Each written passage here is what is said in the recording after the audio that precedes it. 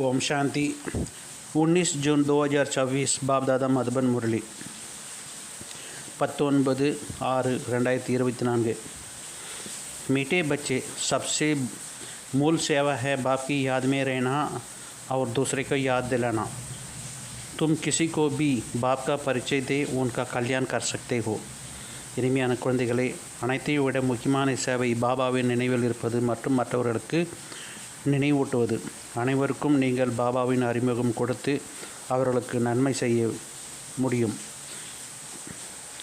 प्रश्न, कौन सी एक छोटी सी आदत भी बहुत बड़ी आज्ञा करा देती है? எந்த ஒரு சிறிய பழக்கம் கூட மிகப்பெரிய அவமரியாதை செய்ய வைத்து விடுகிறது। उनसे बचने की युक्ति क्या है? அதிலிருந்து காப்பாற்றிக் கொள்வதற்கான யுக்தி தான் என்ன? उत्तर, अगर किसी में कुछ छिपाने की और चोरी करने की आदत है तो भी बहुत बड़ी आज्ञा हो जाती है। மறைத்து வைக்கக்கூடிய அல்லது திருடக்கூடிய பழக்கம் யாரிடமாவது இருக்கிறது என்றால் அது கூட மிகப்பெரிய அவமரியாதை ஆகிவிடுகிறது। कहा जाता है कक का चोर सो लाख का चोर। சில்லறை திருடினாலும் திருட்டுதான், லட்சத்தை திருடினாலும் திருட்டுதான் என்று சொல்லப்படுகிறது। लोभ के वश भूख लगी तो भी छिपाकर कुछ बिना पूछे खा लेते हैं, चोरी कर लेते हैं। ये भी बहुत खराब आदत है।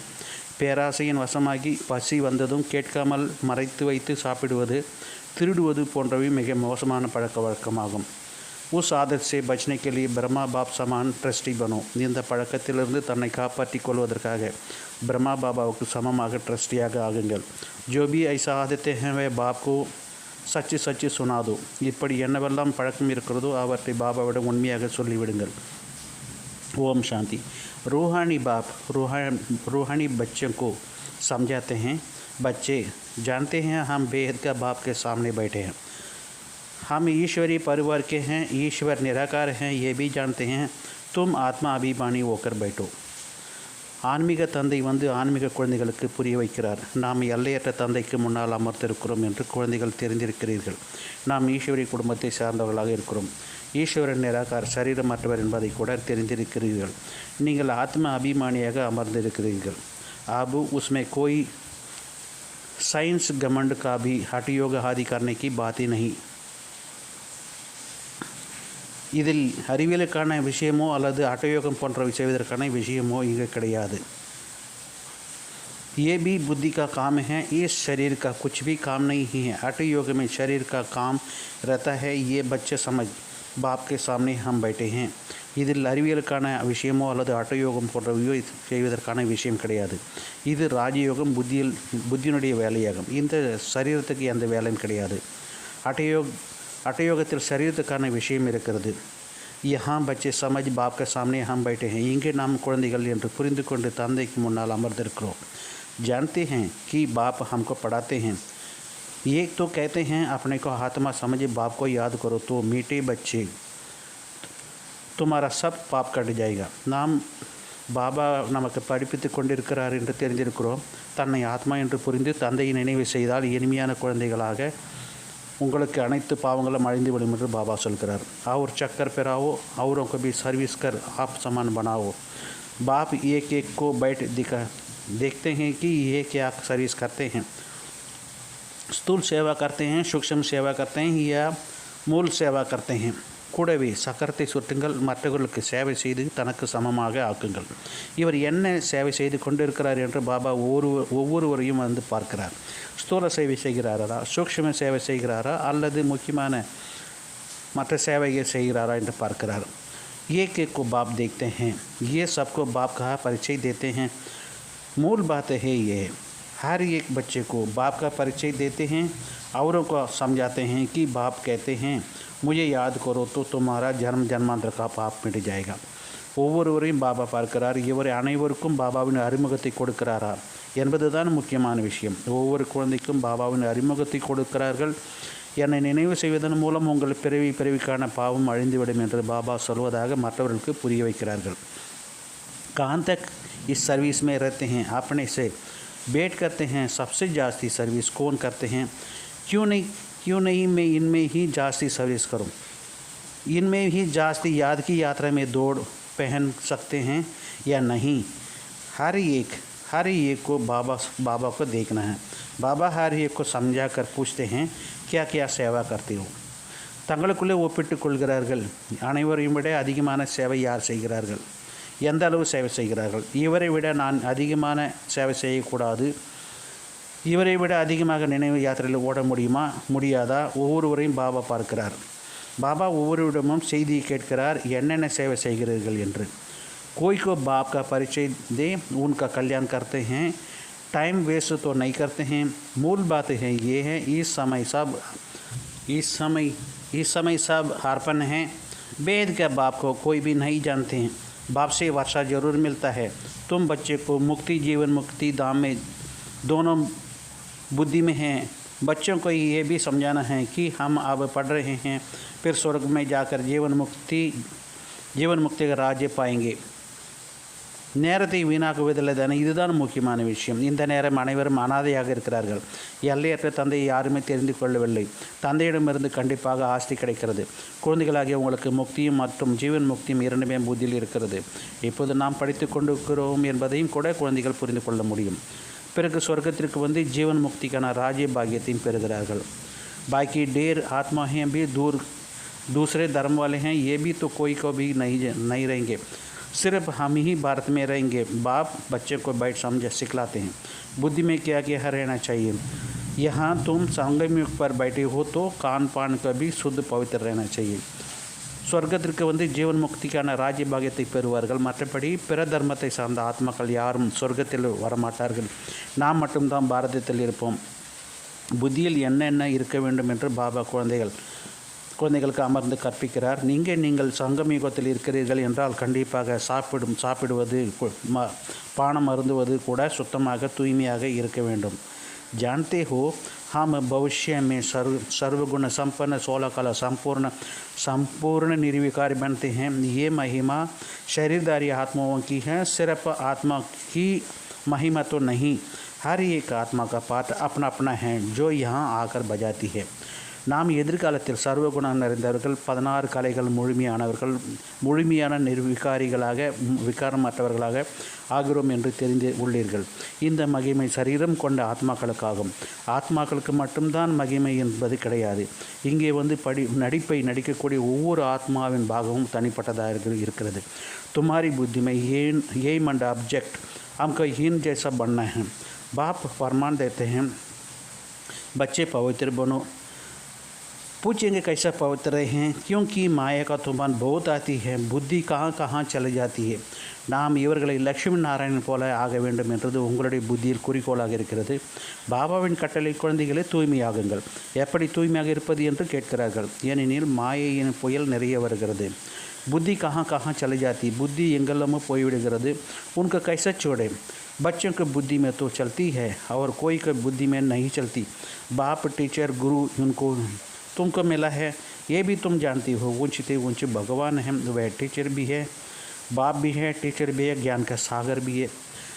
மாயின் புயல் நிறைய வருகிறது, புத்தி எங்கெல்லாம் போய்விடுகிறது, அவற்றை எப்படி விடுவது என்று குழந்தைகள் சிந்திக்கிறார்கள்.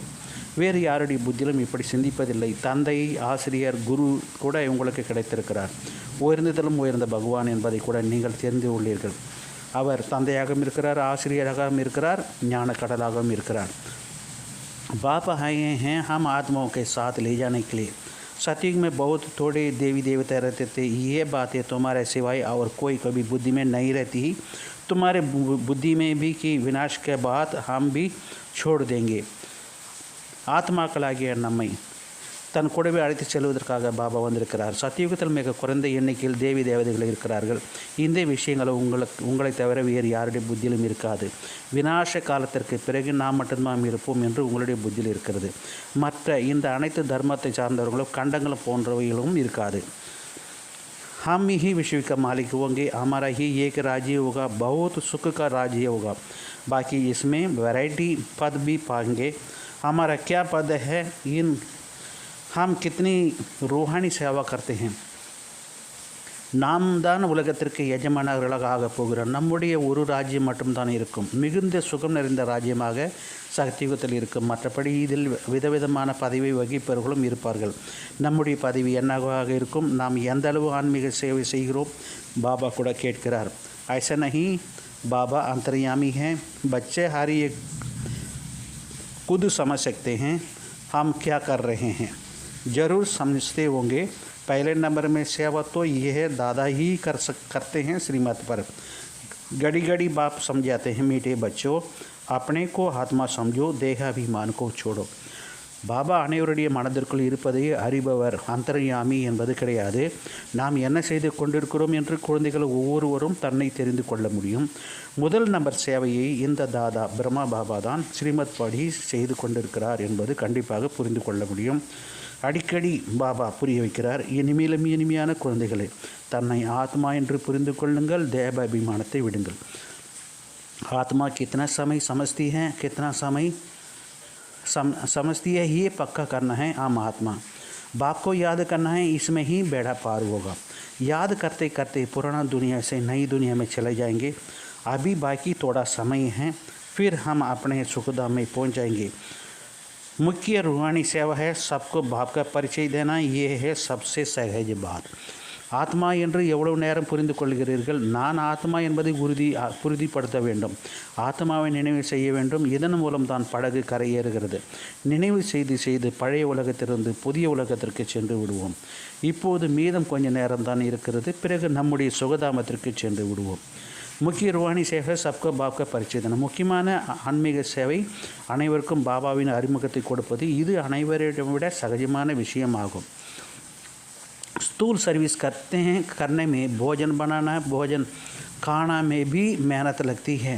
हमको तो मेहनत का कोई बात ही नहीं, इसमें तो कोई मेहनत की कोई बात नहीं है. सिर्फ अपने को आत्मा समझना है. आत्मा अविनाशी है, शरीर विनाशी है. आत्मा ही सारा पाठ बजाती है. यह शिक्षा बाप एक ही बार आकर सिखाते हैं जबकि विनाश का समय होता है. ஸ்தூல் சேவை செய்வதில், உணவு சமைப்பதில், உணவு சாப்பிடுவதில் கூட உழைப்பு தேவைப்படுகிறது. இதில் பாபாவின் அறிமுகத்தை கொடுப்பதில் உழைப்பதற்கான எந்த விஷயமும் கிடையாது. தன்னை ஆத்மா என்று மட்டும் புரிந்து கொள்ள வேண்டும். ஆத்மா அழியாதது, சரீரம் அழியக்கூடியது. आत्मा दान मुழு நடிப்பையும் நடிக்கிறது. ये शिक्षा बाप एक ही बार आकर देते हैं जबकि विनाश का समय होता है.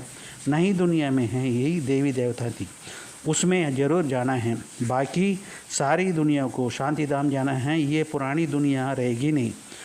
तुम नई दुनिया में होंगे तो पुरानी दुनिया की याद होगी क्या? कुछ भी नहीं रहेगी. तुम स्वर्ग में ही होंगे, राज्य करते होंगे. எப்போது விநாசத்தின் நேரம் வருகிறதோ அப்போது இந்த படிப்பை பாபா ஒரே முறை தான் வந்து கொடுக்கிறார். புதிய உலகமே தேவி தேவதைகளோடதாக இருக்கிறது. அங்கு கண்டிப்பாக செல்ல வேண்டும். மற்றபடி முழு உலகம் சாந்திதாமம் செல்ல வேண்டும். இந்த பழைய உலகமே இருக்காது. நீங்கள் இந்த உலகத்தில் இருக்கும்போது பழைய உலகத்தின் நினைவு இருக்குமா? என்ன? சிறிது கூட இருக்காது. நீங்கள் சொர்க்கத்தில் தான் இருப்பீர்கள், ராஜ்யம் செய்து கொண்டு இருப்பீர்கள். ये बुद्धि में रहने से खुशी होता है. स्वर्ग का अनेक नाम दिए गए हैं, नरक को तो अनेक नाम दिए हुए. पापात्माओं का दुनिया हिल दुखधाम. अभी तुम बच्चे जानती हो, बेहद का बाप एक ही है. हम अपने शिकलते बच्चे हैं तो ऐसा बाप को लव भी बहुत होना चाहिए. बाप का भी बहुत लव है बच्चों को, जो बहुत सेवा करते हैं, कांटों को फूल बनाते हैं. இது புத்தியில் இருப்பதன் மூலம் குஷி ஏற்படுகிறது. சொர்க்கத்திற்கு நிறைய பேர் கொடுக்கப்பட்டிருக்கிறது. பாவ ஆத்மாக்களின் உலகம், நரகம், துக்கதாமம் என்றெல்லாம் நரகத்திற்கு கூட நிறைய பெயர்கள் கொடுக்கப்பட்டிருக்கிறது. எல்லையற்ற தந்தை ஒரே ஒருவர் தான் என்று குழந்தைகளாக நீங்கள் தெரிந்து உள்ளீர்கள். நாம் அவருடைய கண்டெடுக்கப்பட்ட குழந்தைகளாக இருக்கிறோம். ஆக அப்படிப்பட்ட பாபாவின் அன்பு கூட நமக்கு அதிகமாக இருக்கிறது. யார் நிறைய சேவை செய்கிறார்களோ, முட்களை மலராக்குகிறார்களோ, அந்த குழந்தைகள் மீது பாபாவுக்கும் கூட மிகுந்த அன்பு இருக்கிறது என்று பாபா கூறுகிறார். मनुष्य देवता बनना है, बाप खुद नहीं बनते हैं, हमको बनाते हैं. तो अंदर में बहुत खुशी होना चाहिए. स्वर्ग में हम कौन सा पद पाएंगे? हम क्या सेवा करते हैं? घर में नौकर चाकर है, उनको भी पहचान देना चाहिए. जो खुद कनेक्शन में आते हैं उनको शिक्षा देनी चाहिए. மனிதர்களிருந்து தேவதையாக்க வேண்டும். பாபா அப்படி அவரே ஆவதில்லை. நம்மை உருவாக்கி வைக்கிறார். ஆக உள்ளுக்குள் மிகுந்த மகிழ்ச்சி இருக்க வேண்டும். சொர்க்கத்தில் நாம் எந்த பதவி அடைவோம், நாம் என்ன சேவை செய்கிறோம், வீட்டில் வேலைக்காரர்கள் இருக்கிறார்கள் என்றால் அவர்களுக்கும் கூட அறிமுகம் கொடுக்க வேண்டும். யார் தொடர்பில் வருகிறார்களோ அவர்களுக்கும் படிப்பினை கொடுக்க வேண்டும். सबसे सेवा करनी है, अबलायों को भी, गरीबों को भी, बिलनियों को भी। गरीब को तो बहुत है, वह सुधर जाएंगे, कोई पाप आदि नहीं करेंगे, नहीं तो पाप कर्म करते रहेंगे। देवताओं को भी झूठ चोरी भी करते हैं, देखते हैं झूठ चोरी भी करते हैं। नौकर लोग भी चोरी कर सकते हैं, नहीं तो घर में बच्चे हैं, लाला क्यों लगाते हैं, परंतु आजकल के बच्चे भी चोर बन जाते हैं. பாபா சொல்கிறார், அனைவருக்கும் சேவை செய்ய வேண்டும். அபலைகளுக்கும் ஏழைகளுக்கும் காட்டுவாசிகளுக்கும் சேவை செய்ய வேண்டும். நிறைய ஏழைகள் இருக்கிறார்கள், அவர்கள் தன்னை மாற்றிக்கொள்கிறார்கள், பாவம் எதுவும் செய்ய மாட்டார்கள். ஞானம் இல்லை என்றால் பாவ கர்மம் செய்து கொண்டே இருப்பார்கள். பொய் திருடு கூட எவ்வளவு இருக்கிறது என்று பார்க்கிறீர்கள். வேலைக்காரர்கள் கூட திருடு விடுகிறார்கள். இப்போ இல்லை என்றால் வீட்டில் குழந்தைகள் இருக்கும்போது ஏன் பூட்டு போடுகிறார்கள். परंतु आजकल के बच्चे भी चोरी बन जाते हैं. ஆனால் இன்றைக்கு குழந்தைகள் கூட திருடர்கள் ஆகிவிடுகிறார்கள். कुछ ना कुछ छिपा कर उठा लेते हैं. जिसको किसी को भूख लगती है तो लालच में कारण खा लेते हैं. लोभ वाला ज़रूर कुछ चोरी खा लेते हैं. ये तो शिव बाबा भंडार है, इसमें तो पाई के भी चोरी नहीं करनी चाहिए. ब्रह्मा तो ट्रस्टी है, बेहद का बाप भगवान तुम्हारा पास आया वो है.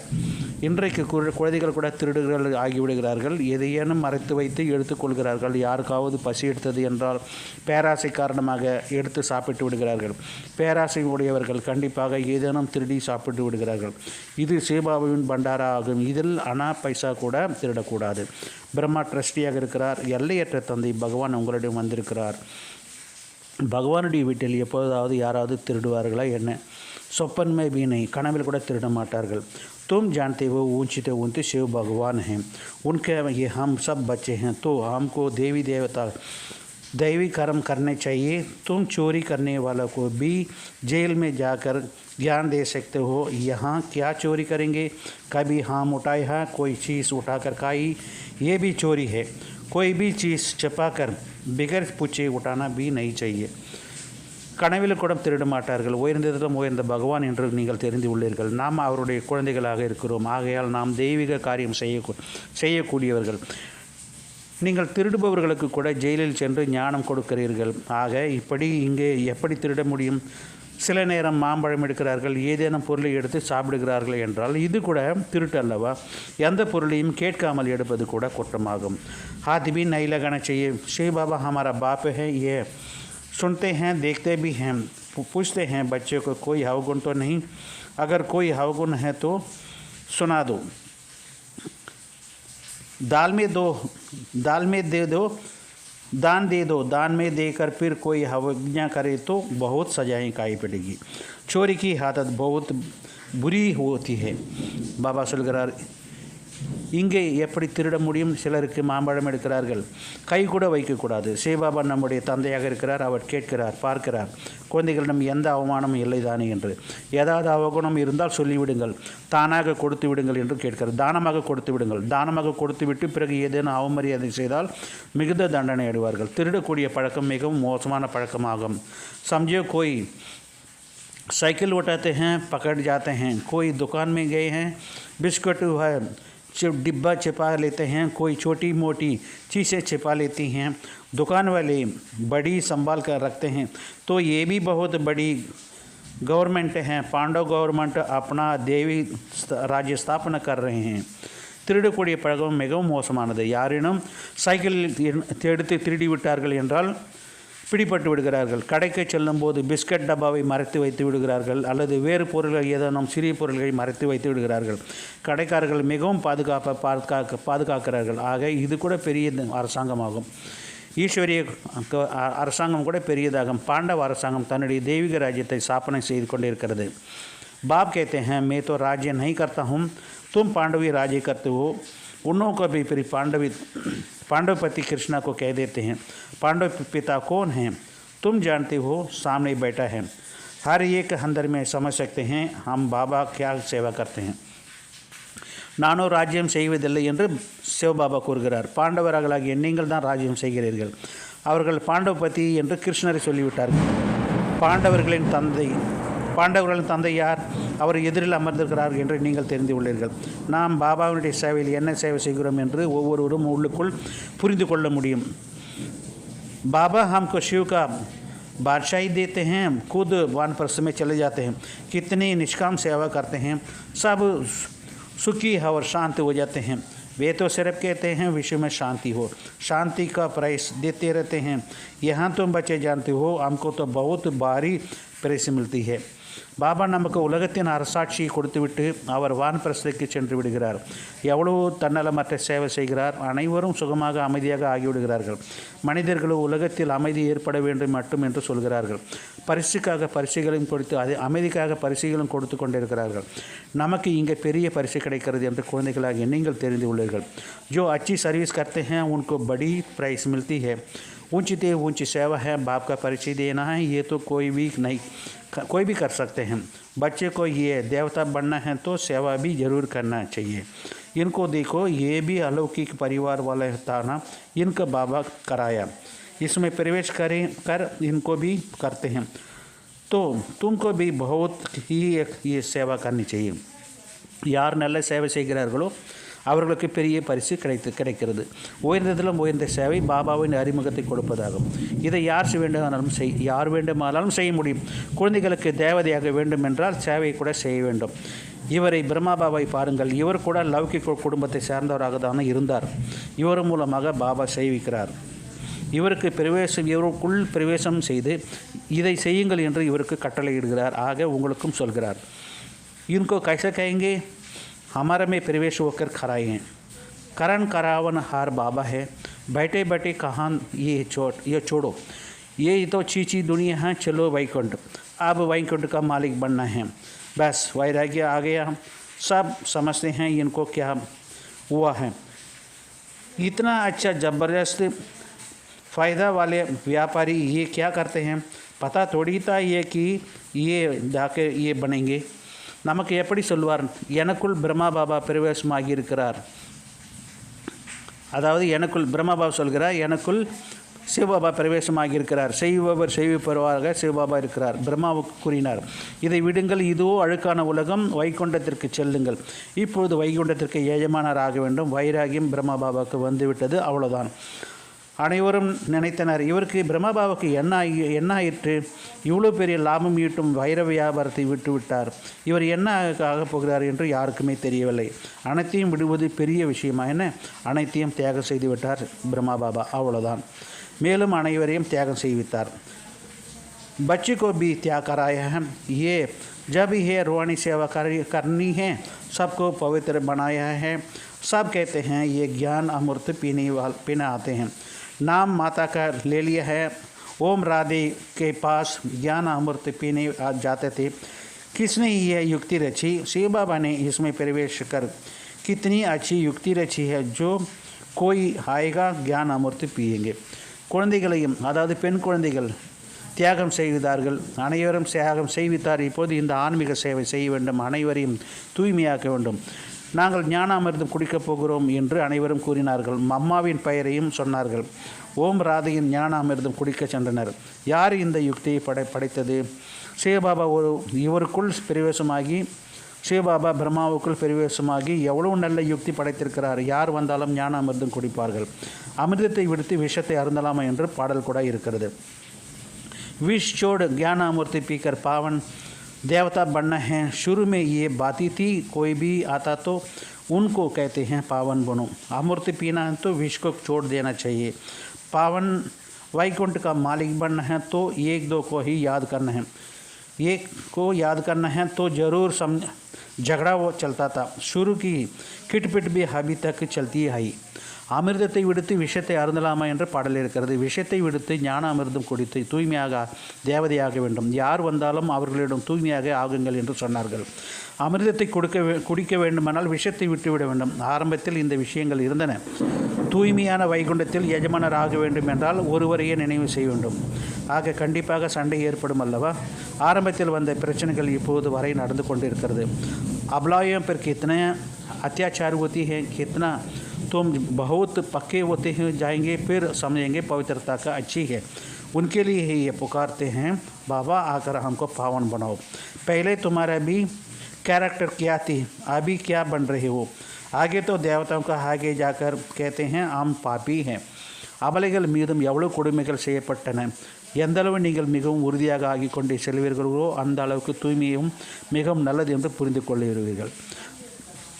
பாபா எங்களை தூய்மையாக்குங்கள் என்று அழைத்தனர். முதலில் உங்கள் குணங்கள் நடத்தைகள் எப்படி இருந்தது, இப்போது என்ன ஆகி கொண்டு இருக்கிறீர்கள்? முன்பு தேவதைகள் முன்பு இருந்தீர்கள். தேவதைகள் முன்னால் சென்று நாங்கள் பாவிகளாக இருக்கிறோம் என்று கூறினீர்கள். अब ऐसा नहीं कहेंगे क्योंकि तुम जानते हो हम पावन बन रहे हैं. बच्चे को अपने से पूछना चाहिए, हम कहाँ तक सेवा करते हैं? जैसा भंडारी है तुम्हारे लिए कितनी सेवा करती हैं, कितना उनका पुण्य मिलता है. बाप को बहुतों को सेवा करते हैं तो सबकी आशीर्वाद उन पर रह जाती है. बहुत महिमा लिखते हैं. भंडारी को भी कमाल है, कितना प्रबंध रखती है. பாபா சொல்கிறார், இப்போது அப்படி சொல்ல மாட்டீர்கள், ஏனென்றால் நாம் இப்போது தேவதைகளாக ஆகி கொண்டிருக்கிறோம் என்று நீங்கள் தெரிந்து கொண்டீர்கள். நாம் எந்த அளவு சேவை செய்கிறோம் என்று குழந்தைகள் தனக்குத்தானே கேட்டுக்கொள்ள வேண்டும். உணவு சமைப்பவர்கள் உங்களுக்காக எவ்வளோ சேவை செய்கிறார்கள், அவர்களுக்கு எவ்வளோ புண்ணியம் கிடைக்கிறது. நிறைய பேருக்கு சேவை செய்யும்போது அனைவருடைய ஆசீர்வாதமும் உங்களுக்கு கிடைக்கிறது. நிறைய மகிமைகள் எழுதுகிறார்கள். அனைத்துக்கும் உணவு சமைப்பவர்களின் அதிசயமாகும். எவ்வளவு ஏற்பாடுகள் செய்யப்படுகின்றன. ये तो वही है स्थूल सेवा, सूक्ष्म भी का जरूर करना है. बच्चे कहते हैं, बाबा ये 5 भूतों बड़ी तीखी है जो याद में रहने नहीं देती है. बाबा कहते हैं, बच्चे शिव बाबा को याद कर भोजन बनाओ. एक शिव बाबा के सिवाय और कोई है ही नहीं. அனைத்தும் உணவு சமைப்பவர்களின் அதிசயமாகும். எவ்வளவு ஏற்பாடுகள் செய்யப்படுகிறது. இது ஸ்தூலமான சேவையாகிவிடுகிறது. இன்னொரு சேவையும் இருக்குது, சூக்ஷ்ம சேவையும் நீங்கள் செய்ய வேண்டும். குழந்தைகள் சொல்கிறார்கள், பாபா இந்த 5 பூதங்கள் மிகவும் கடுமையாக இருக்கிறது, நினைவில் இருக்க விடுவதில்லை. பாபா சொல்கிறார், குழந்தைகளே சிவபாபாவின் நினைவில் இருந்து கொண்டு நீங்கள் சமையல் செய்ய வேண்டும். ஒரு சிவபாபாவை தவிர வேறு யாரும் இல்லை, அவர்தான் உதவி செய்கிறார். बड़ी सहायता करते हैं. गायन भी है ना, रावण पड़ी है तो तेरी, संगम में थोड़ी ऐसे कहेंगे, सतयुग में थोड़ी ऐसे कहेंगे, अभी तुम रावण में आए हो. कोई भी भूत लगते हैं तो बहुत पीड़ित करते हैं. ये है अशुद्ध सोल भी रहती है. तुम्हारे को कितनी भूत लगे हुए, काम, क्रोध, लोभ, मोह, अहंकार, ये भूत तुम्हारे को बहुत पीड़ित करती है. பாபா சொல்கிறார், குழந்தைகளே சிவபாபா நினைவில் இருந்து உணவு சமைக்க வேண்டும். சிவபாபாவை தவிர வேறு யாரும் இல்லை, அவர்தான் உதவி செய்கிறார். நான் அவருடைய குடைநிழலில் இருக்கிறேன் என்ற பாடல் கூட இருக்கிறது. சத்தியுகத்தில் இப்படி சொல்வார்களா என்ன? நீங்கள் இப்போது பாபாவின் குடைநிழலில் இருக்கிறீர்கள். யாருக்கேனும் பூதம் வந்துவிட்டால் மிகவும் வேதனைப்படுத்துகிறது. அசுத்தமான ஆத்மாவும் அசுத்த ஆத்மாவும் இருக்கிறது. உங்களுக்குள் எவ்வளோ பெரிய பூதங்கள் இருக்கிறது. காமம், குரோதம், லோபம், மோகம், அகங்காரம், இந்த 5 பூதங்கள் உங்களை மிகவும் வேதனைப்பட வைக்கிறது. அந்த அசுத்த ஆத்மா யாருக்காவது தான் துக்கம் கொடுக்கிறது. तुमको पता है ये 5 भूतों से 2500 वर्ष से चलते आए हैं. तुम कितने तंग हो पड़े हो, इन 5 भूतों से कंगाल हो गए हैं. देहाभिमान का भूत नंबर 1 रहता है. அந்த அசுத்த ஆத்மா யாருக்காவது தான் துக்கம் கொடுக்கிறது. ஆனால் இந்த 5 பூதங்களோ பஞ்ச விகாரங்கள் பூதங்கள் 2500 வருடங்களாக வந்து கொண்டிருக்கிறது என்று உங்களுக்கு தெரியும். நீங்கள் எவ்வளவு துக்கம் அடைந்தீர்கள். இந்த 5 பூதங்கள் நம்மை ஒன்றுமில்லாததாக ஆகிவிட்டது. தேகாபிமானம் நம்பர் 1 பூதமாக இருக்கிறது. काम का भी बड़ा भूत है. ये उन्होंने तुम्हारा कितना रायल सहायता की है, ये तो बात बतलाते हैं. कल्प कल्प तुमको ये भूत लगते हैं. यदा राजा रानी तथा प्रजा सबको भूत लगी हुई है, तुम तो इस भूतों को दुनिया कहेंगे. தேகாபிமானம் நம்பர் 1 பூதமாக இருக்கிறது. காமம் கூட பெரிய பூதமாக இருக்கிறது. இது கூட உங்களை எவ்வளோ துன்புறுத்தி இருக்கிறது. இதை கூட பாபா சொல்லி புரிய வைக்கிறார். கல்பமாக இந்த பூதம் உங்களுடைய இருக்கிறது. ராஜா ராணி போலவே பிரஜைகளும் அனைவருக்கும் பூதம் பிடித்திருக்கிறது. ஆக இதை பூதங்களின் உலகம் என்றும் கூட கூற முடியும். रावण राज्य माना असुरी राज्य. सतयुग त्रेता में भूत होते ही नहीं हैं. एक भूत भी कितना तंग कर देती हैं, इतना किसको पता ही नहीं लगता है। 5 विकार रूपी रावण को भूत है जिसमें बाप आकर चुड़ाते हैं। तुम्हारा में भी कोई சென்சிபிள் है, किसी का बुद्धि में बैठता है. ராவண ராஜ்யத்தில் எல்லாம் அசுர ராஜ்யமாக இருக்கிறது. சத்தியுகம் திரேதாயுகத்தில் பூதம் இருப்பதில்லை. ஒரு பூதம் கூட எவ்வளவு துக்கம் கொடுக்கிறது என்று பாருங்கள். இதை பற்றி யாருக்கும் தெரியாது. 5 விகாரங்கள் என்ற ராவணனின் பூதம் இதிலிருந்து பாபா வந்து விடுவிக்கிறார். உங்களில் கூட யார் புத்திசாலியோ அவருடைய புத்தியில் தான் இது புரிகிறது. इस जन्म में तो ऐसे कोई काम नहीं करना है. चोरी की देहाभिमान आया तो रिजल्ट क्या होगी? पद भ्रष्ट हो जाएगा. कुछ ना कुछ उठा लेते हैं. कहते हैं कक का चोर 100 लाख का चोर. यज्ञ में तो ऐसा काम कभी नहीं करना चाहिए. இந்த பிறவியில் அப்படி எந்த ஒரு விகாரத்தின் காரியமும் செய்ய விடக்கூடாது. திருடி விட்டார், தேகாபிமானம் வந்து விட்டது என்றால் விளைவு என்ன ஆகும்? பதவி குறைந்து போயிடும். எதையாவது திருடி விடுகிறார்கள். சில்லறை திருடினாலும் திருடுதான், லட்சத்தை திருடினாலும் திருடுதான். நரகத்திற்கு கூட நிறைய பெயர்கள் கொடுக்கப்பட்டிருக்கிறது. யக்ஞத்தில் இது போன்ற காரியம் ஒருபோதும் செய்யக்கூடாது. பழக்கம் வந்துவிட்டால் பிறகு போகவே போகாது. எந்த அளவு எவ்வளவு தலையை உடைத்து கொள்கிறார்கள் என்று சொல்கிறார் பாபா. अच्छा, धारणे का मुख्य सार. स्थूल सेवा के साथ साथ सूक्ष्म और मूल सेवा भी करनी है. सबको बात का परिचय देना है. आत्माओं का कल्याण करना है.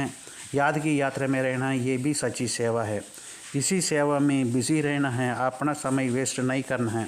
दूसरी पॉइंट, सेंसिबल बन 5 विकारों रूपी भूतों पर विजय प्राप्त करना है. चोरी व झूठ बोलने की आदत निकाल देनी है. दान दे दी फिर चीज़ें वापस नहीं लेनी है. பாபா கூறுகிறார், ஸ்தூல சேவையின் கூடவே சூக்ஷ்ம சேவையும் முக்கியமான சேவை செய்ய வேண்டும். அனைவருக்கும் பாபாவின் அறிமுகம் கொடுப்பது, ஆத்மாவுக்கு நன்மை செய்வது, நினைவு யாத்திரையில் இருப்பது, இதுதான் முக்கியமான சேவையாக இருக்கிறது. இந்த சேவையில் சதா ஈடுபட்டு இருக்க வேண்டும். தன்னுடைய நேரத்தை வீணாக்கக்கூடாது. புத்திசாலியாகி 5 விகாரங்கள் என்ற பூதங்கள் மீது வெற்றி அடைய வேண்டும்.